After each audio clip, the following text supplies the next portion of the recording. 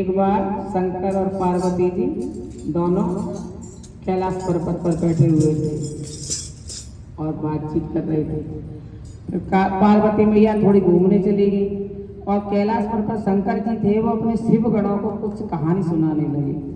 कुछ कहानी सुना रहे थे, पार्वती माता घूम रही थी, उनके दिमाग में कुछ बात पूछने की आई कि शंकर जी से पूछो। तो वो मतलब शंकर जी के पास आई पार्वती माता, तो उन्होंने देखा कि वो मतलब कथा सुना रहे हैं कुछ, तो वो चुपचाप खड़ी रही। तो शंकर जी कहने लगे कि ऐसे देवी चुपचाप क्यों खड़ी हो, आ जाओ। कि नहीं आप कथा सुना रहे हो, कि नहीं आप आ जाओ, इन्हें हम कथा बाद में सुना देंगे। वो सभी चले गए। पार्वती माता शंकर जी के पास बैठ गई। मैं ये जो भी कथा सुनाती हूँ वे शिवपुराण में ही है सभी, क्योंकि ये तो थोड़ी सी मतलब छोटी उसमें से वो मंगाई है, लेकिन उस शिवपुराण का बहुत बड़ा है। और सारी कथाएं ये जो मतलब शिवपुराण की ही कथाएं हैं, जो भी कथाएं अच्छी हैं या बुरी हैं, जैसी भी हैं, हर बात के लिए हैं, लेकिन हैं सब पुराण की, शिवपुराण ही सब। तो शंकर जी से पार्वती जी कहने लगे कि मतलब मेरे मन में ना कुछ प्रश्न ऐसे उठे हुए हैं जिसका समाधान आप ही मत कर सकते हो। पार्वती जी कहने लगी शंकर जी से। तो वो कहने लगे कि पूछो क्या प्रश्न है। कि मेरे 4 प्रश्न हैं, कि बताओ क्या प्रश्न है। तो पार्वती जी पूछने लगी कि मतलब सबसे बड़ा पाप क्या है और सबसे तेज चलने वाला क्या है, और मांसाहार पाप है या पुण्य है। ये 3-4 बातें पार्वती जी शंकर जी से पूछने लगे। ये जो भी कहानी है सब शिव पुराण में ही है, शिव पुराण की ही कहानी है, तो वैसी कोई पुरानी कहानी नहीं है इधर उधर की। तो पार्वती जी ने पूछा कि मतलब मुझे 4 प्रश्नों के उत्तर चाहिए। तो शंकर जी कहने लगे ठीक है आप बैठ जाओ। तो पार्वती जी बैठ गई पास में और शंकर जी सुनाने लगे। शंकर जी ने कथा सुनाई पार्वती जी को कि सुनो कि मतलब 2 पति पत्नी थे। पति पत्नी थे तो वो पति मतलब खेती जैसे काम करता होगा, जो भी कुछ खेती में काम करता, लेकिन जो उसकी पत्नी थी वो बहुत मतलब पतिव्रता थी, बहुत पतिव्रता स्त्री थी। तो सारे दूर दूर तक चर्चा थी सारे में, क्योंकि वो मतलब अपने पति जैसे उसका घर आता पति, तो घर आने में पहले तो मतलब आते ही उसके हाथ धुलवाती, फिर पैर धोती, उसके गेट में बाहर ही पैर धुलवाती, हाथ धुलवाती, फिर उसके पैर छूती, पैर छूने के बाद फिर अंदर आती, तो फिर मतलब उसे खाना खिलाने के बाद में खुद खाना खाती, उसे खाना खिलाने के बाद ही खाती, पहले नहीं खाती थी। तो दूर दूर तक चर्चा थी कि मतलब कितनी पतिव्रता स्त्री है, कहती बहुत पतिव्रता है, बहुत ज़्यादा, ऐसा तो कोई भी ना। और दूर दूर तक मतलब उसकी चर्चा थी, मतलब क्योंकि उसे चाहे सुबह से शाम हो जाए, लेकिन जब पति खाना खा लेता तभी खाती वो। अब आजकल मतलब अलग ही वो है, तो अब कलयुग है, अब तो पहले तो सत्ययुग था, अब कलयुग है। कलयुग में तो कहते ना कलयुग केवल नाम आधारा, सुमर सुमर नर उतर है पारा। कलयुग में तो जितना हो जाए, देखो बुरे काम से बचते रहो, किसी की मतलब बुरा ना करो, बस अपना धार्मिक उससे रहे आओ, वही बहुत है। कलयुग में तो बहुत जो है नाम जपते रहो, उससे कल्याण है। तो एक पति पत्नी की मतलब कहानी शंकर जी पार्वती जी को सुना रहे हैं। तो वो उसे भी मतलब थोड़ी बहुत ही गले, मेरी भी चर्चा दूर दूर तक है, पतिव्रता हूँ मैं, और मेरी मतलब इतनी सेवा पूजा से सब सारे में तारीफ होती है कि मैं अपने पति के बिना खिलाए खाना ना खाती, उसके पैर भी छूती हूँ रोजाना। अच्छा कौन कौन ऐसा है इतने बैठे हैं कि अपने पति के जो रोज पैर छूते हैं? हाथ खड़े करो, हाथ खड़े करो, कौन कौन अपने पति के हाथ ससुर वही है, चर्चा थी उसकी, बहुत पतिव्रता है, बहुत पतिव्रता है। अच्छा उसकी एक सहेली थी पड़ोस में, तो उस सहेली की मतलब पति थे वो विदेश गए हुए थे, अब वो एक दिन सहेली के घर गई, अपनी सहेली के यहाँ, जो पतिव्रता स्त्री थी वो अपनी सहेली के यहाँ गई। सहेली के यहाँ जाके देखा कि वो अच्छे अच्छे मतलब पूड़ी, खीर, पकवान, रायता, 2-4 सब्जी, बढ़िया सामान बना रही है। तो वो जाकर कहने लगी कि तुम्हारे कोई मेहमान आ रहे हैं क्या, मतलब घर पे कोई रिश्तेदार वगैरह आ रहे हैं? कि नहीं, कि तुम्हारे पति तो है नहीं भी, ये मतलब खीर, पूड़ी और रायता, सब्जी 2-4 किस लिए बना रही हो? कि अपने लिए। अपने लिए? अपने लिए क्यों? आपका तो पति भी नहीं है यहाँ, विदेश में है पति, तो उनके अपने लिए, अकेले के लिए? हाँ, मेरे पति कमाते हैं मेरे लिए, और कहते हैं खूब बढ़िया खा, बढ़िया पहन, ठाट से रह, कोई चिंता की बात ना, भाई मेरे लिए तो कमा रहे हैं मेरे तो पति। तो वो बड़ी मतलब उसे खराब सा लगा। अब मतलब किसी को कुछ कह दे तो बुरा सा तो लगता ही है। अब वो कह, अरे मैं तो अपने पति के बिना पानी भी नहीं पीती, तू कैसे पति के बिना कैसे पानी पीती हो, बढ़िया बढ़िया बना बना के खा रही है अकेली, तुझे शर्म ना आती? वो कहेगी नहीं मुझे कोई शर्म ना आती, मेरे पति ने कह दिया खूब बढ़िया खा, बढ़िया पहन और ऐश कर, भाई मेरे लिए तो विदेश में है। वो आ गई तो उसका मन तो खराब हो ही गया ना, वो बढ़िया तरह से उसने खीर पूड़ी वो बनाई, उसका मन तो खराब हो ही गया, मेरा पति तो विदेश में है और मेरे को कहते सुना के चली गई कि मैं अपने पति को पानी पिलाए बिना पानी ना पीती, खाना खिलाए बिना खाने ना खाती, सुना के चली गई। अब वो आके कहने लगी अपने पति से कि मतलब देखो पड़ोस में वो है ना मेरी सहेली है जो, तो वो इस तरह से ना खूब पकवान बना रही है, बना बना खा रही है, अकेली खा रही है, पति तो है नहीं, अकेली बना बना के खा रही है, और एक मैं हूँ देखो बिना पति के एक टुकड़ा बिना टूटे, सुबह से शाम हो जाए। वो कहने लगा पति के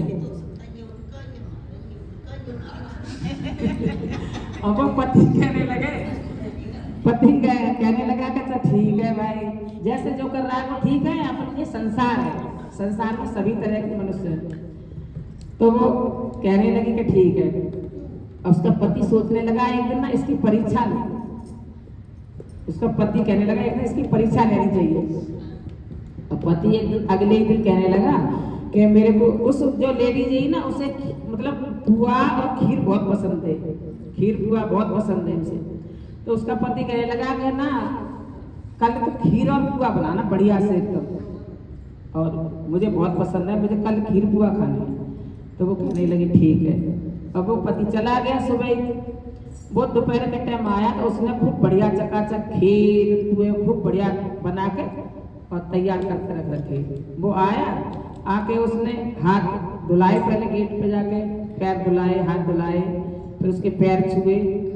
जैसे ही अंदर आया तो उसे औरत से कहने लगा मतलब कोई बाहर आवाज दे रहा है, मैं अभी थोड़ी देर में आता हूँ। और ऐसे कह के वो पति उसका बाहर चला गया।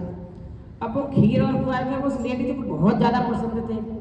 अब बार बार करे अभी आए नहीं, अभी आए नहीं, 12 बज गए, 1 बज गया, 2 बज गए, 3 बज गए, वो लौट गई कहाँ है। देखते देखते उसे इंतजार, उसके तो मतलब भूख भी लगी हुई और मन उस खीर पुआ में पड़ा। खीर पुआ है कितने बढ़िया बने, अब देखो सारे ठंडे हो गए, अब तक नहीं आए हाथ पर धुला दिए, फिर वापस चले गए, पता ना किसने आवाज लगा दी बाहर से, फिर चले गए। वो 6 बजे के करीब फिर आया अंदर आया, कहने लगा बहुत तेज भूख लगी है आज, और आज खीर पुआ बने तो आज खाने में कितने लेट हो गए, पता ना किसने उसने आवाज लगा दी, मैं बाहर चला गया। अब जल्दी से ना थाली लगा फटाफट। अब वो कहने लगा आप हाथ पर धोकर आओ जल्दी, मैं थाली लगाती हूँ। वो थाली लगा, उसने खूब बड़े से कटोरा में एकदम खीर डाली, पुए रखने लगी।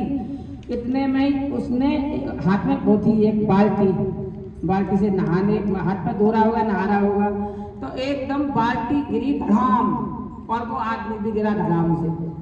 आदमी गिरा, बाल्टी गिरी, तो बहुत तेज आवाज हुई। जैसे ही आवाज हुई तो वो मतलब लेडीज थी वो भाग के आई अंदर से बाहर, देखा कि उसका पति एकदम पड़ा है। उसने देखी क्या हुआ, उसने हाथ पैर देखे, मुंह देखा और बोली कि ये तो ऐसा लग रहा है जैसे कुछ ना हो इनमें। तो गए, तो फिर उन्हें ध्यान से फिर देखा, सांस वास देखी तो सांस भी बंद।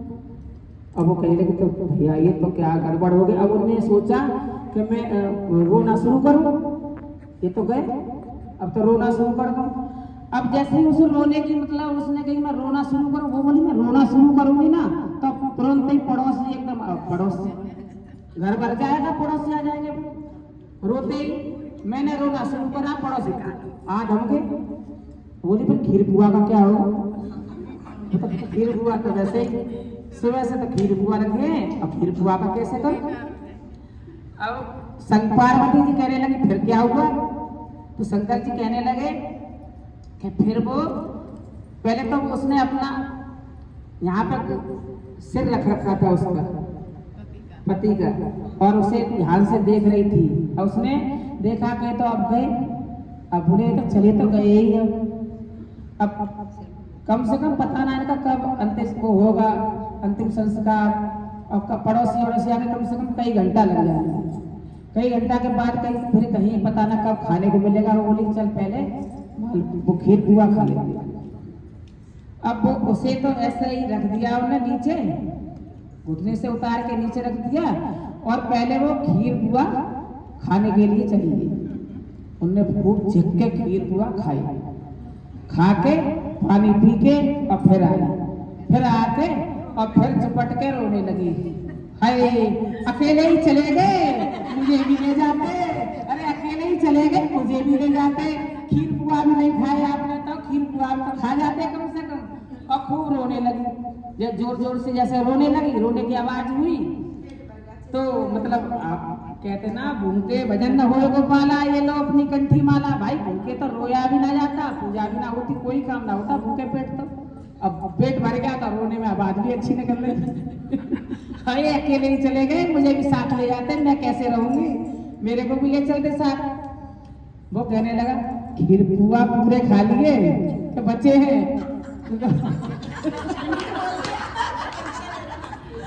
वो कहने लगा कि खीर पुआ पूरे खा लिए या मैं अभी? बोली है, उसकी मुंह की तरफ देखा, है जिंदा हो अभी? वो कहने लगा अब हम मर गया हूँ, मरा ना हूँ, मैं अभी जिंदा हूँ। सारे पूरे खीर पुआ पूरे चटका दिए, बोले पूरे चटका दिए। वो अपने आप में बहुत शर्मिंदा हुई। तो पार्वती जी शंकर जी कहने लगे देखो कलयुग में ऐसे ऐसे भी होंगे कि भाई पतिव्रता का मतलब वो करते हैं कि हम पतिव्रता हैं, ये भी महान पाप है, ऐसा भी ना करना चाहिए। जो हो वो सामने होना चाहिए। फिर वो पार्वती जी कहने लगी कि तो एक बात और, मतलब एक प्रश्न और रह गया, मतलब जो पाप जो है मतलब मांसाहार है, जो पाप है या पुण्य है? पाप में गिना जाएगा या पुण्य? तो बहुत से लोग कह रहे थे कि अंडा तो शाकाहारी है, शाकाहारी को पेड़ पर लगते हैं ना, अंडे पेड़ पे होते हैं, तो पेड़ पे अपने पेड़ शाकाहारी बताते हैं कुछ लोग कि शाकाहारी होते हैं अंडे। तो संडे हो या मंडे रोज खाओ अंडे। तो फिर पार्वती जी से शंकर जी कहने लगे कि देखो अब सुनो दूसरी एक कहानी है। कि दूसरी कहानी, एक राजा था, राजा मतलब बहुत अच्छा राजा था, बहुत धर्मात्मा था, बहुत पुण्यात्मा था, पूजा पाठ बहुत करता था। एक बार उनके उसमें कई साल तक बारिश नहीं हुई, बारिश नहीं हुई तो अन्न पैदा ना हुआ, अन्न ना हुआ तो खाने के लाले पड़ गए। तो राजा ने सभा इकट्ठी की, सभा इकट्ठी करके कहा कि मतलब अब क्या खाएं, मतलब सभी अन्न की कमी होने लगी है। तो सभी ने मतलब जो उनके सलाहकार थे राजा के, वो कहने लगे कि ऐसा है अब अन्न तो है ही नहीं, बारिश हो नहीं रही है, अन्न पैदा नहीं हो रहा है, तो हम सब लोग अब मांसाहार करेंगे, मांसाहार करेंगे।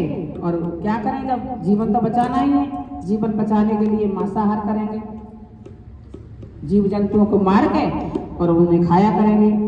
तो राजा मतलब थे वो बहुत पुण्यात्मा धर्मात्मा थे, उनको मतलब ये बात समझ में नहीं आई। वो कहने लगे कि ठीक है जैसी तुम्हारी इच्छा। सभी ऐसे ही जीव जंतुओं को मारने लगे, वो करने लगे। तो फिर राजा ने और रानी थी, उन्होंने दो प्लान बनाया कि जो सलाहकार हैं, जो हमारे मंत्री हैं, वो ही हमें ऐसी सलाह दे रहे हैं। तो उन्होंने मतलब रानी से कहा कि मतलब जो मंत्री है ना, उनसे कह दो कि राजा की तबीयत बहुत ज़्यादा खराब है। और राजा अंदर एक कमरे में लेट गया कि मेरी तबीयत कह दो कि बहुत ज़्यादा खराब है। और वैद्य जी ने बताई है कि किसी भी मनुष्य के दिल के उसमें तो 2 तोला दिल चाहिए, दिल का टुकड़ा चाहिए, मतलब 2 तोला, 2 तोला ज्यादा नहीं, 2 तोला चाहिए। और मतलब कौन है जो देगा, मतलब तो सारे उसमें नगर में ढिंढोरा पिटवा दिया कि अपने दिल में से कोई भी 2 तोला अगर वो दे मास तो उससे राजा बचेंगे। राजा की तबीयत बहुत ज्यादा खराब है। तो सारे में ही मतलब सबको पूछी, पूरे नगर में सबसे पूछी कि आधा राज देने को तैयार है राजा, और जितनी धनमाया चाहिए देंगे। राजा की तबीयत बहुत ज्यादा खराब है, 2 तोले मांस चाहिए उनको, दिल का, दिल में से निकाल। तो पहले तो मतलब ऐसा नहीं था जैसे अब ऑपरेशन करके वो कर देते, बदल देते। वो पहले तो सीधी एक कटारी मारी और दिल निकाल लिया, जैसे वो थी ना एक माँ का दिल, पहले तो कटारी मार के दिल निकाल के ले गया बेटा, जैसे पहले तो कटारी मार के दिल निकाल लेते थे। तो वो कहने लगे कि मतलब कोई भी तैयार नहीं हुआ। तो जो उनके मंत्री थे वो भी बहुत चिंतित और चिंता में होने लगे, मतलब राजा बहुत तबीयत खराब है, राजा बचने की कोई आशंका ना, बचेंगे ना, राजा गए ऐसे इस तरह से होने लगे सारे में। तो जो राजा के जो खास मंत्री थे, 5-6 लोग थे, उनसे फिर वो बुलाए रानी ने और उनसे कही कि हम आधा राज्य देंगे, आधा राज्य देंगे, पूरा सब कुछ देंगे, लेकिन तुम 6-7 में जो कोई भी तो ऐसा हो, मतलब वैसे ही कहते थे कि राजा हमारे इतने प्यारे हैं, इतने अच्छे हैं, इन तुम 5-6 में से कोई सी भी ना, मतलब ऐसा कोई सा नहीं है जो 2 तोले मांस दे सके राजा को अपने दिल में से निकाल के। तो वो सभी मने करने लगे, एक दूसरे के मुंह की तरफ देखने लगे। फिर उनका एक खास मंत्री था, राजा का खास मंत्री था, फिर उसे सबने पकड़ लिया, पकड़ के कहा कि इसके दिल को, मतलब इसके दिल में से 2 तोले मांस निकाल लो।